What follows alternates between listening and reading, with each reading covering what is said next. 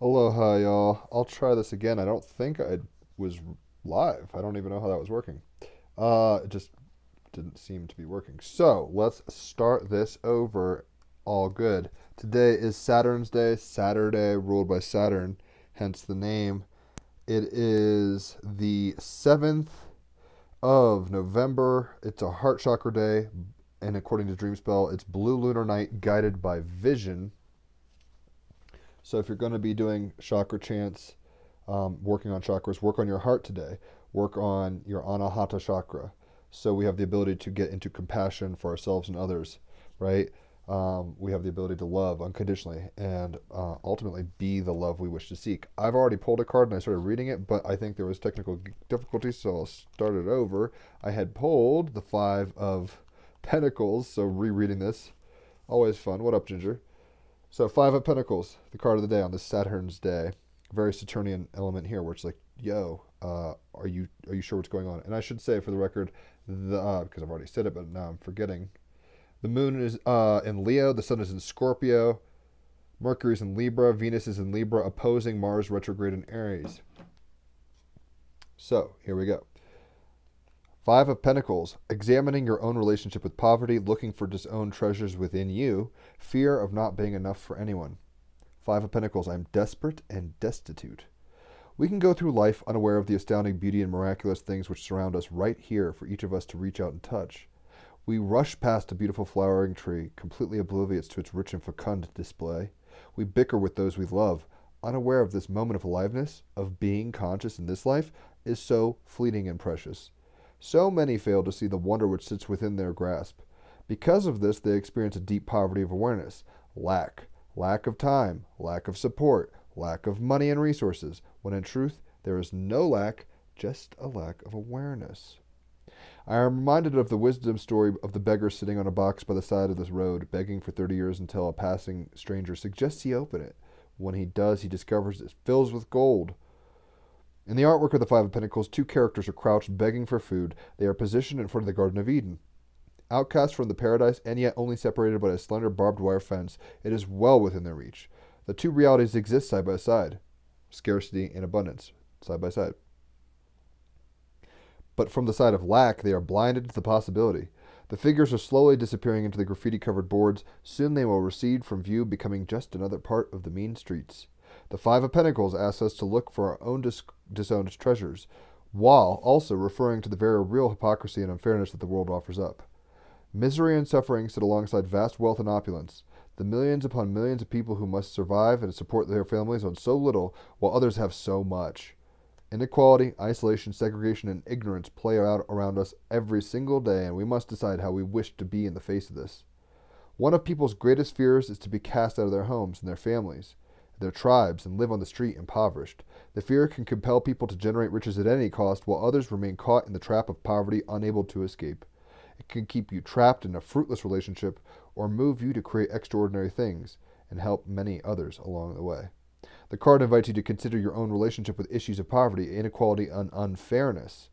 It also suggests that you acknowledge and actively seek out the phenomenal abundance all around you, feeling it as part of your own being.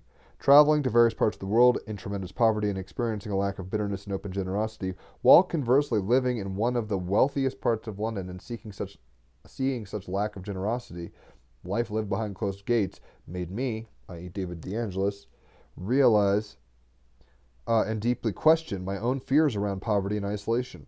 To live with an open heart and generous spirit, no matter what, is a powerful practice, one which carries the possibility to transform the world we experience. Open heart, heart chakra day, anahata chakra. All right, we need to be experiencing compassion, love, non-fear. It's even this card, the anahata chakra, looks a lot like the Garden of Eden. It's abundant. Life and love and everything's in perfect harmony as it is. Everything's divine and everything's awesome. And then it's our fear, our separation, our anxieties, our distortions that cause a separation between what we experience and the facts of the matter, right? So the cup is always full of liquid, and then it's like, is it full enough? Not nearly enough for them, right? So that's kind of the issue we're looking at here. Let's go ahead and get a clarifier. Sorry for anybody watching this a second time-ish. because, like I said, I had technical difficulties. I started over. Not terribly typical, but it happens to the best of us. So, we've got, oh my gosh, I want this card to sit still. Cool. I was like, I'm going to drop it on the floor. And I can't blame Mercury retrograde anymore. It's just my clumsiness at this point. We have Intuition. Very cool card. Spider webs and owls. And that's funny because owls and spiders are a big kind of theme in the Bohemian Grove, ironically enough. A very gated, secret kind of community thing. So this is number 22, I believe. 141. Intuition. And ultimately, we should be intuiting from our heart space. Key phrases: intuition, signs, patterns, synchronicity, trust, mystery, magic. Key phrases: intuition is your sixth sense, the voice of your unconscious mind. Heed your intuitive feelings, intuitive skill born of practice. Pick the option that feels right, strengthening your intuition, tapping into your other senses. Make your best guess. Be both intuitive and rational. Very Scorpio sun. It's like use your head, but use your magic. Watch and observe. Very Scorpio sun. Intuition or a bad past experience, and don't let your past haunt you. And seek a second opinion. Interesting. I wonder if the second opinion would be a Supreme Court opinion for the election, right? Meaning, there are many words and phrases used to describe the subject of the sixth influence card, rather. Intuition. Sixth sense, ironically, is also intuition. That funny feeling or an inkling, a sneaking suspicion, a hunch, a knowing, a feeling in one's bones, a gut feeling, a premonition, a presentiment. I've never heard that word. And a foreboding. It is inexplicable. It's a mystery. Sun and Scorpio. It's inexplicable. You cannot pinpoint what you feel or believe as you do. You just know it in your gut, and every fiber of your being demands that you listen. Moon in Leo. It's like, listen to this. Heart, authenticity, right? Considering it's a heart chakra day, right? Moon in Leo. There it is. The heart chakra is Leo. What is intuition? Intuition is your sixth sense. Intuition is a knowing or a gut feeling that you experience without fully understanding the logic or reason behind the feeling. It might defy rational thought or explanation, but you want to trust it nonetheless. Intuition is a bridge between conscious and unconscious minds, between instinct and reason. It is your unconscious mind communicating with you. It can come to you in a flash or insight or a feeling, or you can have an intuitive experience within a dream or a daydream. It is also something quite often experienced during creative endeavors. Like when you hear people be like, my guides told me this, that's their intuitions. It may or may not be an actual manifest, like, oh, like little angels presenting an object. It might just be their imagination kind of intuiting them in a certain direction. That's how I look at it, at least. In fact, most creative endeavors are better for being intuitive. So creativity, power of creativity, Moon in Leo, Venus and Mercury in Libra, beauty and creativity and balance and harmony, coming into power and intuition, Scorpio sun.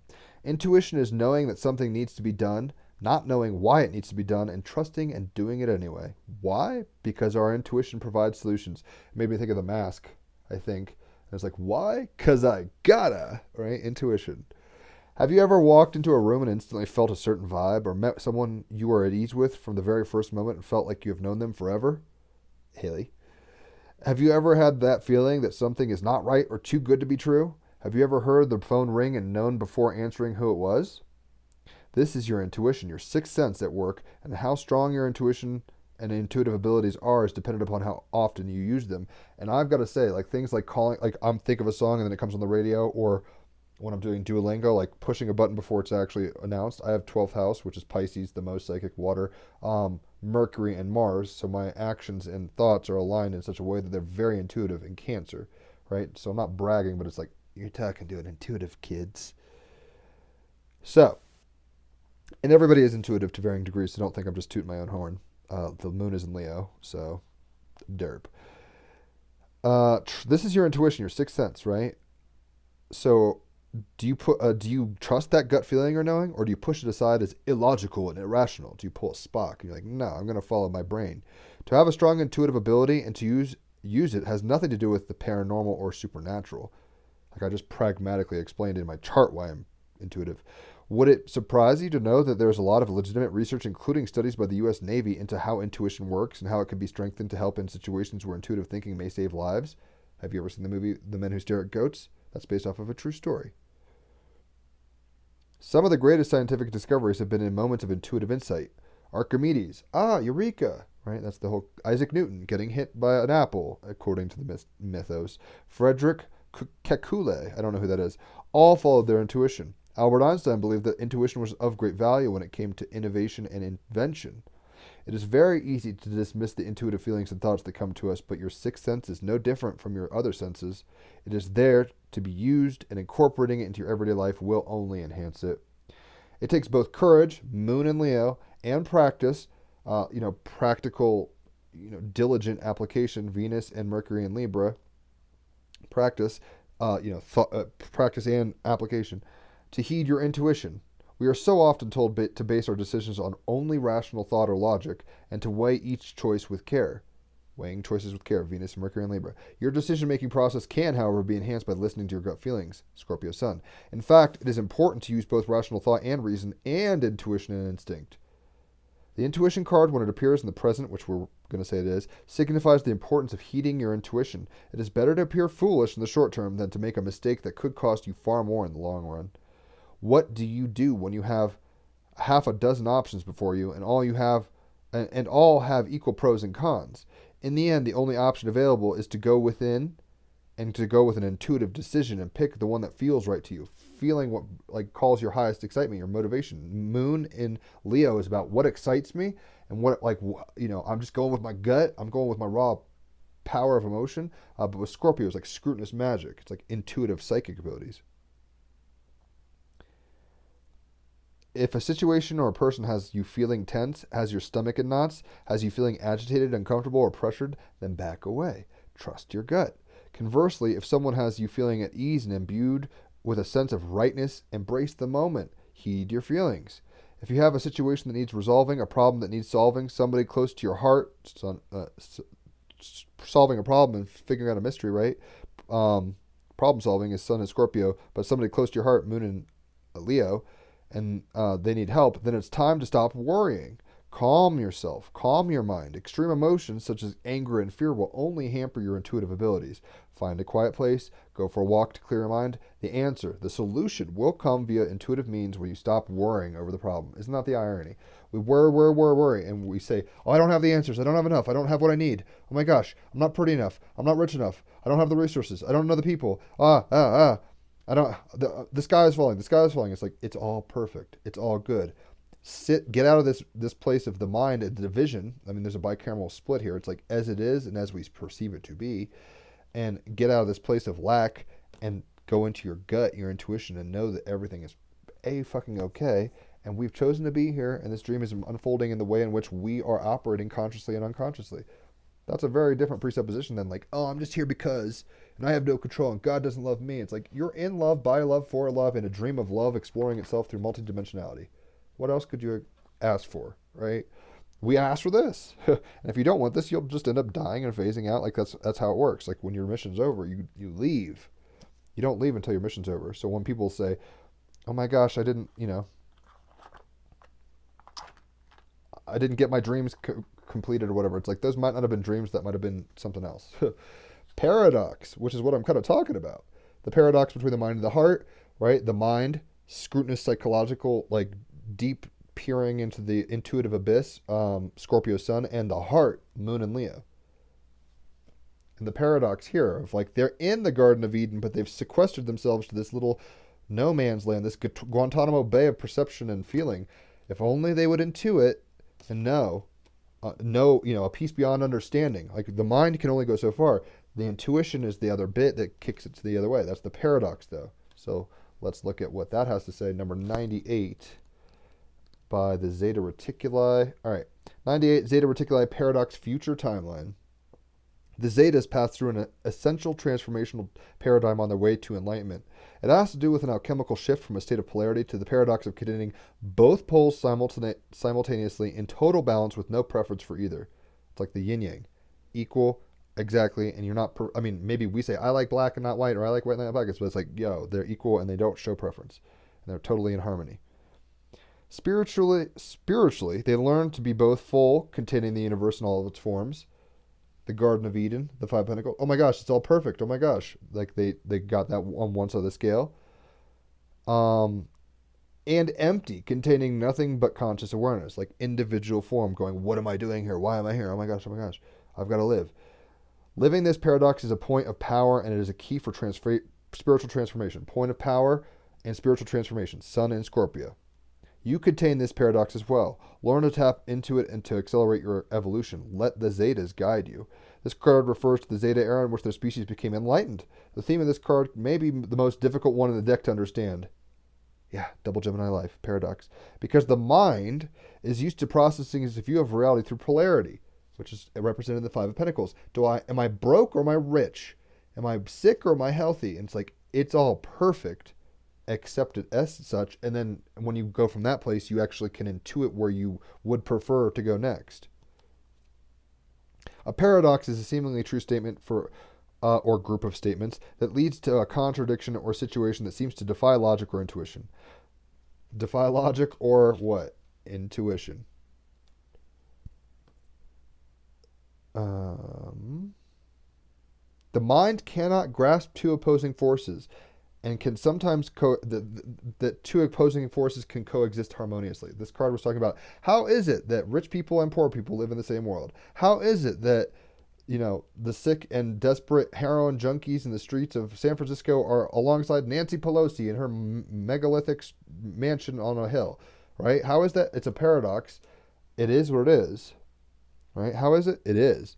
The mind cannot grasp that two opposing forces can sometimes coexist harmoniously, yin and yang. Very often when people discover a paradox in their spiritual journey, they believe that it is because they have somehow failed in their work.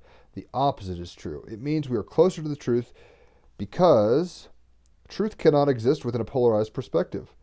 As we teach ourselves to go beyond this or that, Democrat or Republican, rich or poor, right or wrong, as we choose to go over that, right? Both are equally afforded, I guess you could put it. As we teach ourselves to go beyond this or that, as a whole new reality opens up, which is where the kingdom of God is. Kubla Khan, Shambhala, the New Age, right? That's where we're going. Back to unity, consciousness. A whole new reality opens. If this card came up in your reading, it points to a shift in your perspectives that is on the horizon or happening now. I'll take now for 500, Alex, please. This shift can take you closer to unlocking limited beliefs and perspectives that keep you stuck. Limited beliefs and perspectives that keep you stuck. Cannot say it any louder. They are stuck. Why? They're starving. Why? Because they don't see how blessed they are and how connected they really are. They're not using their intuition properly. The intuition card is this clarifier. So they see the paradox and they pick a side. And it's like, it's both. If you encounter a paradox in your life, resist the temptation to make a choice of this or that. Let the two ideas both be present without choosing one or the other. Let yourself feel what that does within your consciousness. This is very apropos for Americans right now. This was one of the key exercises that helped to free Zetas and facilitate their enlightenment, and it will be a key in the human transcendence as well. We have to get beyond playing the polarity game. We're in a polarity. That's not a joke. There are rich people, there are poor people. There's death and there's life. There's night and there's day. There's Democrats, there's Republicans. But we have to go further than our mind. We have to intuit with our hearts, Moon and Leo, that this paradox is a game to be played with and observed with in a very different way than we have been. And it's all good ultimately because we said, I want to have a period in a yuga called a Kali Yuga where we lose our fucking awareness of the fact that we're playing a game and we start taking it so seriously that we threaten each other and we hold each other emotionally hostage and we bitch and moan and cry over spilled milk. And instead of just being like, wow, it's a privilege to be here at all in this holographic dream. What a trip. Sometimes you're up, sometimes you're down. Sometimes you're winning, sometimes you're losing. Sometimes you're hungry, sometimes you're sated. Simple, right? It's both. We got the snake, which is about creation. Number 43. And I think it's highly resonant because in a sense, all creation is in the heart of God, if you want to put it that way, in Brahma. And all creation, this is all creation. And we choose to start segregating ourselves. Use your intuition to break through that segregation. Break on through to the other side. What's the other side? Wholeness, unity, right? But the paradox is that we can perceive both. The tree of good and evil. That's where it kind of kicked in, metaphorically speaking. And there was a snake involved with that story. Ironically. Snake, creation. It is time to shed your skin and try something new. Creation is your birthright. You must understand that to remain stagnant means to atrophy, so do not fear your own creative flow. If you have a physical ailment, healing will occur. You are capable of big transformation. If you haven't begun, begin. Mythos. The Australian Aboriginal culture is the longest continually existing culture on the planet, and so, in turn, the rainbow serpent mythos is one of the oldest creation stories in existence. The serpent mythos is a rich one, with many variants and features in art and oral storytelling that are widespread across the continent. The mythos always strongly centers on the element of water. Scorpio sun, water. Some believe the rainbow serpent brought water from heaven when the world was created, while others believe that in the beginning, when there was nothing on earth, the rainbow serpent cracked through the crust of the earth and began her journey of waking up all life. As she moved and traveled, stopped and slept with her body, the rainbow serpent created gullies and gorges, mountains and valleys, and of the water lines and valleys of the water lines that joined them all, like rivers. Once water appeared, life on earth began to flourish. All the animals, reptiles, and birds awoke and began their life cycles. The rainbow serpent created humans and gave their tribes animal totems. Each tribe could eat what they wished except for their totem. There's a paradox, right? And there's a limitation. It's like everything's on limits except you guys can't eat snakes because you're the snake tribe, and you guys can't eat birds because you're bird tribe. Paradox. It's like everything's awesome, but don't do certain things. That was probably intuited at some level by higher up mind than ours, for equanimity and balance and Tao harmony. Australia is one of the most environmentally sensitive places on the planet. Our lack of water, and this is coming from Stacey DeMarco's perspective, who will be on the podcast next week. Our lack of water being one reason for that. The rainbow serpent asks us to recognize the preciousness of water and how we rely upon it for the continuation of life itself. Snakes are one of the most powerful symbolic animals throughout the cultures of the world. Some of the most famous mythos include serpents of the Norse, which is the Midgard serpent Jormungandr. I can't pronounce that. Jormungandr, which battles Thor at Ragnarok, the end of the world, in their mythology, and Nidhogg Naga, the dragon that sits at the base of the world tree. There is also the Greek Gnostic Ouroboros, the serpent eating its tail, the snake eating its tail as a sign of the cycles of life and death, always continuing. The representation of evil and temptation in the Bible, in the story of Adam and Eve, which I alluded to earlier, the snake dance of the Hopi people, and the snake-headed Medusa of the ancient Greeks. As protective divine animals, they were honored by the ancient Egyptians, the cobra especially, Hindus, and the Buddhists with the naga. Animal. Snakes are found on every continent except for Antarctica, and I bet there's some snake bones below that ice, and more isolated islands such as New Zealand and some Hawaiian islands. That was one of my favorite parts about living in Oahu. There were no snakes. Like, I've almost stepped on rattlesnakes here in Colorado. That was not going to happen on hikes in Hawaii. They're ectothermic, needing to regulate their body temperature by exposure to the environment. Snakes have scales and dry, cool skin, and they shed their skin when growing. This transformative process enables the old skin to be renewed and replaced and enabled the snake to be free of any parasites or harmful molds. If you don't shed, sometimes just like in political systems, if there's not like change and transformation, it can ossify and become decrepit and get parasites and mold. The molt itself even includes the snake eyes and is normally achieved by rubbing against a log or other hard, rough object. The snake, while a proportion of snakes are venomous, this complex venom is to subdue prey and certainly not to harm humans, as we are not prey. Some venom is used in medicine for humans and is actually a kind of modified saliva injected from the fangs. Other ways snakes obtain prey is by strangulation and crushing of prey by the muscular coils of the snake's body. The boa constrictors are good examples of this. Yeah, I'm thinking of Harry Potter now, of the boa. The magic. It would be possible to write a very thick book simply on snake magic alone, such as is its variety and power. For our purposes here, use snake magic for two main intentions. First, for creation, and second, for protection. Snake energy is almost unmatched in its ability to stimulate the flow of creative forces and enable those ideas and concepts to be successfully transformed into reality. The paradox of your intuition, changing separation to plenty, right? Like, you can be very creative with snake power and see problems as obstacles to overcome. If you are stuck for ideas, lack in the flow to getting things done or happening, literally lack fertility in any area, call upon the snake. As for protection, in so many cultures, snakes are the protectors of the truth and of all that is good. If you are worried about being robbed, about others stepping over your boundaries, or you need an energy to keep you safe, coiling snake magic is perfect one to invoke. Symbology is the snake eating its tail, the Midgard serpent, cobra headpieces in Egyptian spirituality, nagas, apples in the snake, feathered serpents as a Quetzalcoatl, and dragons. Status. The status ranges from critically endangered to the least of concern depending on their species. There's a whole lot of snake types. Therefore, there's a whole lot of species endangerment levels. But what we have here is the ability to know the Garden of Eden, even in this, right? It's like the snake was like, oh, hey, you guys are naked and have polarity involved, have paradox get involved. I mean, it's a story, but take it for what it is. If only they had intuited more deeply, but whatever, here we are in the karma of that situation and it's all good.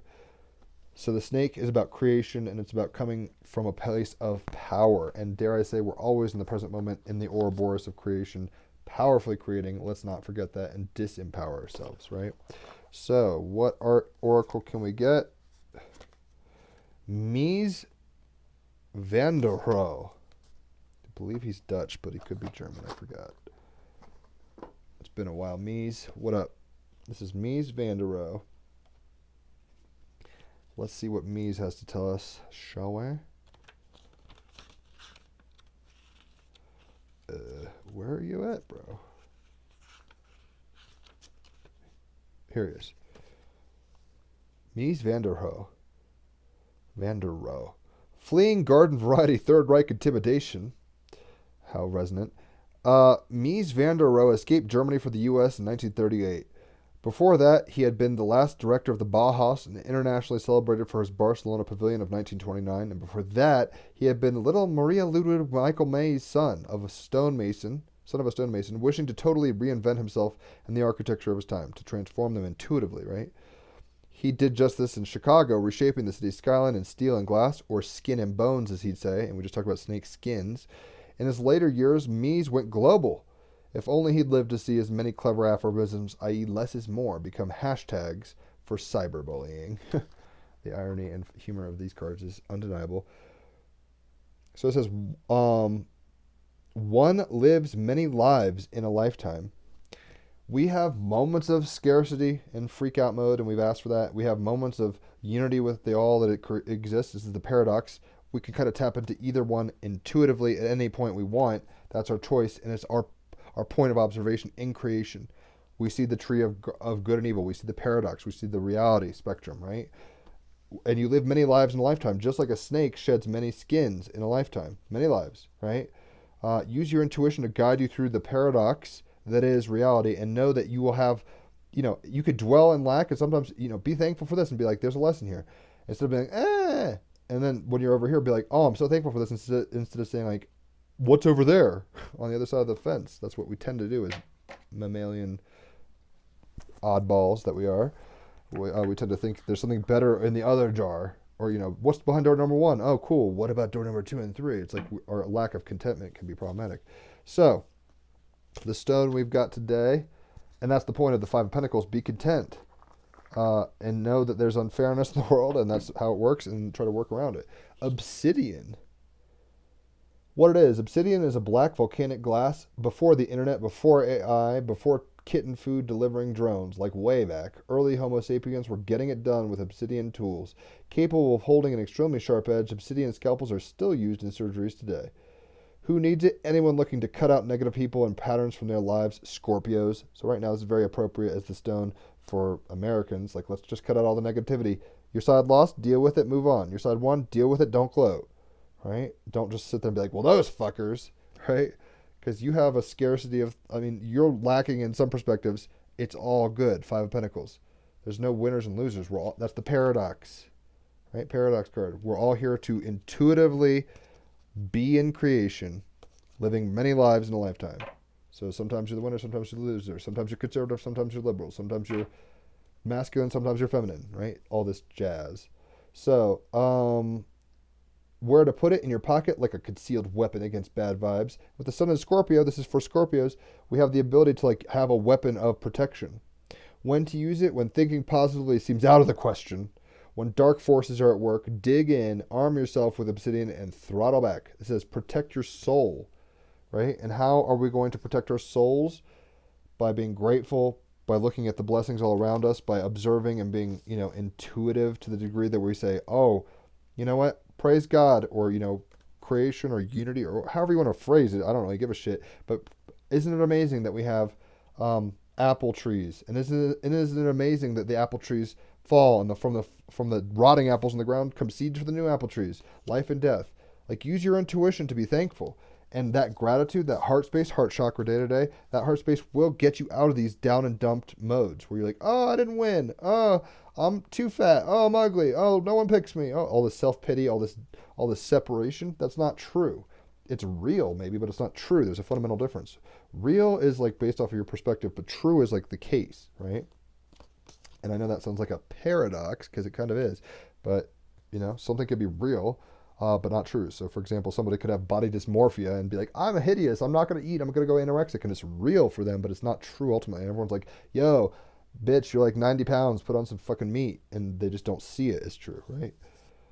So, one lives many lives in a lifetime, though. So, don't hate on anybody. People are in very different places in their journeys, and we just have to respect and honor that. It's a paradox. It's a part of creation. It takes all kinds for this beautiful dream to be as diverse and interesting as it is, so be thankful for that. But at the same time, be able to protect your soul. Protecting your soul, Scorpio sun, moon in Leo. It's like protect your heart, protect your soul. Don't let haters take your joy. Don't let people tell you aren't enough. Don't tell it to yourself. Don't tell others they're not enough. Don't tell others they're ignorant and wrong. I mean, it's like just sit in the perfection of all that is and intuitively enjoy the fucking ride. In what?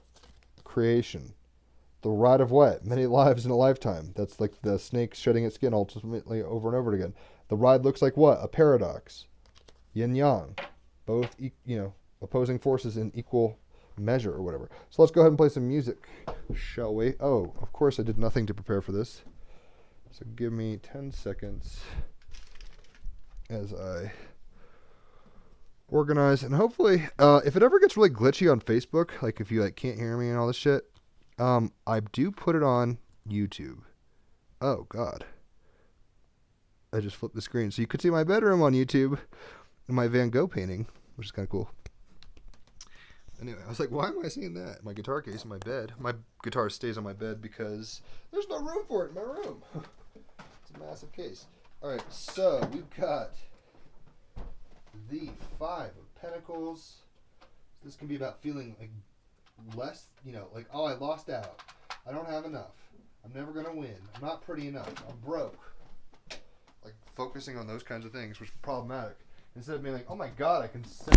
Ooh, Jesus. Well, can't blame Mercury retrograde for that. I don't know why that was such a violent, flippage. Hold on. That's probably the most destructive technical difficulty I've ever had whilst doing a guitar jam. Glad nothing broke. See, I could be looking at this like, oh my god, it's the worst. Or you can look at it like, oh my gosh, could have been way worse. So we've got the Five of Pentacles. There's about lack and the illusion of lack. Division and the illusion of division, as well as intuition. So we have to intuit past that. Intuition is the clarifier. You'd think it's still Mercury retrograde. I'm seeing all these weird things happening.